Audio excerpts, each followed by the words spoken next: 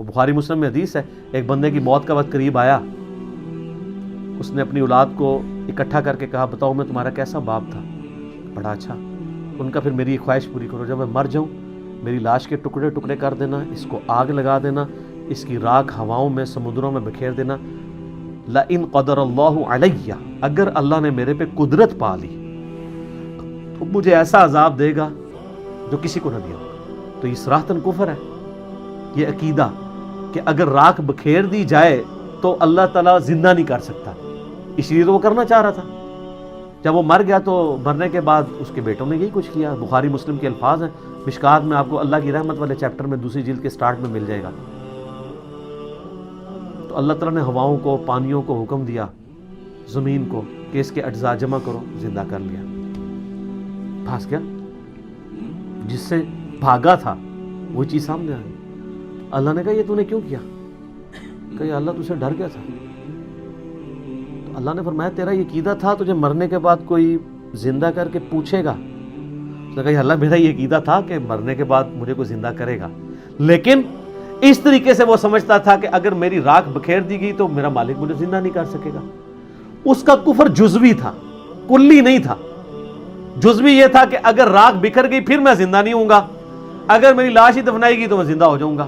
لیکن کفر تو کفر ہے۔ ابن حجر اسقلانی نے بھی اس پہ پوری بحث کی ہے کہ کفر کر کے مرا ہے وہ، لیکن اللہ نے اس کے جزوی کفر کو ایکسیپٹ کر لیا، اس کی کم عقلی کی وجہ سے، نا اہلی کی وجہ سے۔ اللہ نے فرمایا تیرا واقعی یقین تھا؟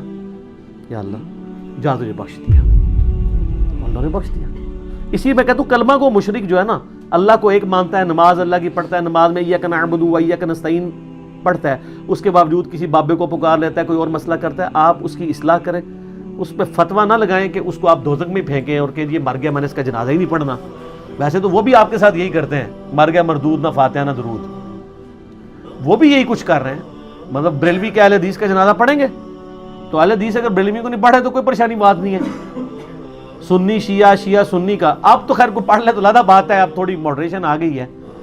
تو یہ اللہ تعالیٰ فرما رہا ہے کہ جب ان پہ یہ کھل جائے کہ مشرک ہے، نہ ان کے ساتھ استغفار نہیں کر سکتا۔ وما کان استغفار ابراہیم لابیہ، اور جو ابراہیم نے اپنے باپ کے لیے استغفار کیا تھا، الا عن موعدۃ وعدہا ایاہ، تو وہ اس وعدے کے سبب تھا جو اس نے اپنے باپ سے کیا تھا۔ وہ جو سورہ مریم میں آتا ہے، جب باپ نے کہا نکل جا تو ان کا میں تیرے لیے استغفار کروں گا، تو حضرت ابراہیم اپنے باپ کے مرنے کے بعد بھی اس کے لیے دعائیں مغفرت کرتے رہے۔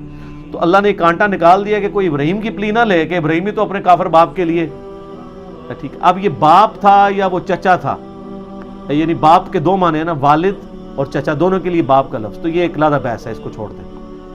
تو یہاں پہ باپ ہے، تو باپ کے لیے جو اس نے استغفار کی تو اس وعدے کے سبب تھی۔ فلما تبین لہ انہ عدو للہ، لیکن جب اس پہ یہ چیز کھل گئی کہ وہ اللہ کا دشمن ہے، تبرأ منہ، تو انہوں نے پھر اعلان برات کر دیا۔ ٹھیک ہے، ان ابراہیم لأواہ حلیم، ابراہیم علیہ السلام جو ہے وہ آہیں اور سسکیاں بھرنے والے اور حلم والے تھے، یعنی ابراہیم علیہ السلام نرم دل تھے، اس لیے وہ اپنے باپ کے لیے ان کے مرنے کے بعد بھی دعا کرتے رہے۔ کیا نرم دل تھے۔ قرآن میں آتا ہے نا، فرشتے جب انسانی شکل میں آئے، سورہ ذاریات میں ڈیٹیل آتی ہے، ان کے لیے بنا بچڑا لے آئے، جب رکھا، اب حضرت ابراہیم کو تو نہیں پتا تھا یہ فرشتے ہیں، آپ کے بزرگوں کے علم غیب ہے، حضرت ابراہیم کو نہیں تھا جب تک اللہ بتائے نا، نال نال ٹھیک ہے عرض کریں گے۔ تو جب انہوں نے نہ کھایا نا تو ان کے دل میں، قرآن میں آتا ہے کہ ان کے دل میں خوف آیا کہ یہ، کیونکہ دشمن جو ہوتا تھا نا وہ نمک نہیں کسی گھر کا کھاتا تھا، ورنہ اس کے ساتھ وفاداری کرنی پڑتی تھی۔ اس طرح کے ایٹیکیٹس اس جاہلیت کے دور میں بھی تھے، تو انہوں نے کہا یہ لگتا ہے غلط ارادے سے ہیں، اس لیے میرے گھر کا نمک نہیں کھا رہے۔ تو پھر فرشتوں نے کہا گھبرائیے نہیں، ہم ایک قوم کی طرف بھیجے گئے ہیں، قوم لوط کی طرف، ان کو تباہ و برباد کرنے کے لیے۔ تو قرآن میں آتا ہے کہ وہ پھر قوم لوط کے معاملے میں بھی جھگڑنا شروع ہو گیا۔ قرآن نے اس جھگڑے کا ذکر نہیں کیا، لیکن تورات میں وہ پورا جھگڑا موجود ہے، کیا تھا۔ اب چونکہ نرم دل تھے تو حضرت ابراہیم علیہ السلام نے کہا اچھا کیا کرنا ہے، وہ مارنے کے لیے ان کو اوپر سے نیچے پھینکیں گے، پتھروں کی بارش کریں گے۔ تو انہوں نے فرشتوں سے کہا کہ اچھا یہ بتاؤ، اگر 10 ایمان والے ہوئے وہاں پہ تو ان کی وجہ سے باقیوں کو بھی چھوڑ دینا یار، انہوں نے کہا جی چلے ٹھیک ہے، اگر 10 بھی ہوئے نا ہم ان پہ عذاب نہیں کریں گے. وہ اس لیے کہ ان کو پتا تھا کتنے ہیں، اللہ نے بھیجا ہوا تھا. حضرت ابراہیم نے کہا یار اچھا، انہوں نے کہا نہیں 5. اگر 5 مومن نکل آئے لوط کی قوم میں، پوری قوم میں، تم نے عذاب نہیں بھیجنا. انہوں نے کہا جی ڈن. حضرت ابراہیم تو وہ تو ایکسپیکٹ نہیں کر رہے تھے کہ صرف 2 بیٹیاں ہی نکلیں گی. ہاں، رائیونڈ اجتماع میں 16 لاکھ بندہ اکٹھا ہوتا ہے اور ملتان اجتماع میں بھی 20 لاکھ بندہ اکٹھا ہوتا ہے. لوط علیہ السلام کے ساتھ 2 بیٹیاں تھیں. یہ جو آپ اتنے بڑے بڑے مجمع دیکھ رہے ہیں نا، یہ محمد رسول اللہ کی کرامت ہے زندہ. یہ امت کا خمیر توحید سے اٹھا ہوا ہے جو اس بڑے لیول کے اوپر، یہ پرانی امتوں میں اس امت کی مثال اس لیے دی جاتی تھی کہ یہ امت توحید ہے کہ بڑے پیمانے پہ لوگ حق قبول کریں گے. اگر آپ اس کو کمپیئر کریں تو پوری انسانی ہسٹری میں اتنے لوگوں نے توحید نہیں قبول کی ہے جو ایک ایک ایرا میں، ایک ایک سینچری میں مسلمان جتنے رہے ہیں. یہ نبی علیہ السلام کو اللہ نے ایک اعزاز دیا ہے. اسی بخاری مسلم کی حدیث ہے کہ جنتیوں کا نصف میری امت ہے، اور ابن ماجہ میں حدیث ہے جنتیوں کی 120 میں سے 80 صفحے میری امت سے ہیں، کیونکہ میرا معجزہ قرآن ہے نا. بخاری مسلم میں حدیث ہے کہ انبیاء پہ ایمان لانے والوں کی تعداد ڈیپینڈ کرتی تھی اس کے معجزے پہ. مجھے اللہ نے وحی کا معجزہ دیا. میں اللہ سے امید کرتا ہوں سب سے زیادہ امتی جنت میں جانے والے میری امت سے. یہ لہذا اس کو کوئی رائیونڈ کا کمال یا دعوت اسلامی کا کمال نہ سمجھے، یہ امت کا خمیر توحید سے اٹھا ہوا ہے.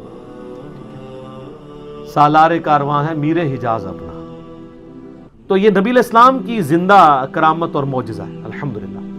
تو حضرت ابراہیم علیہ السلام تو سیٹسفائی ہو گئے، لیکن وہاں سے 2 بیٹیاں اور ایک لوط علیہ السلام کی اپنی بیوی بھی قرآن میں آتا ہے، اور وہ بھی کافرہ تھی اور وہ بھی تباہ کر دی گئی. تو یہاں پہ بھی حضرت ابراہیم کا اللہ نے کہا کہ بڑا نرم دل، اور انبیاء ہوتے ہی رقیق القلب ہیں. آپ چھوٹے بچوں کو بھی دیکھیں، چھوٹی سی بات پہ روئیں گے، ہنسانا چاہیں اسی ٹائم ہنسا لیں، ہنسانے کے دوران دوبارہ رلانا چاہے رلا لیں. بڑا بندہ تو نہیں کر سکتا. یہ جتنا مرضی مائناس قسم کا بھی ایکٹر ہو، اس کو بھی دوائی آنکھ میں ڈالنی پڑے گی آنسو لانے کے لیے. وہ ڈالتے ہیں نا ڈرامہ والے. لیکن بچے جو ہے آپ دیکھیں، ایسے روتے ہیں ایسے چپ، ایسے روتے ہیں پھر وہ زار اتار. کیوں؟ ان کے دل بہت نرم ہوتے ہیں، ان کا رسپانس ایبرپٹ ہوتا ہے. انبیاء بھی چونکہ صاف دل والے ہوتے ہیں نا، تو وہ بہت رقیق القلب ہوتے ہیں. آپ نبی علیہ السلام کی احادیث اگر بخاری مسلم میں آپ کو عام حالت میں نظر آئے گا کہ آپ کے پاس کوئی غم کی خبر آئی ہے تو وہ مطلب کوئی دور دراز کا بندہ ہی ہے تو آپ رونا شروع کر دیا، آنسو نہیں تھم رہے. کسی کی غم کی کوئی بات سنی تو فوراً رسپانس ہوتا تھا. تو ابراہیم علیہ السلام بھی جو ہے وہ نرم دل. اللہ کہہ رہا ہے دیکھ لیں یار، کمال نرم دلی اس کی ہے جس کو اللہ کہہ رہا ہے نرم دل. لیکن سارے ابراہیم نہیں ہوتے، حضرت موسیٰ جیسے لوگ بھی ہوتے ہیں. تو لہٰذا ہماری سختی بھی برداشت کر لیں، ٹھیک ہو. حضرت موسیٰ کا تو پتہ ہے نا آپ کو، تھپڑ مار دیا تھا انہوں نے ملک الموت کو. بخاری مسلم میں آتا ہے، آنکھ کاٹ دیتی تھی. لیکن میں نہیں مارتا ہوں، میں ان سے کام ہی غصہ رکھتا ہوں.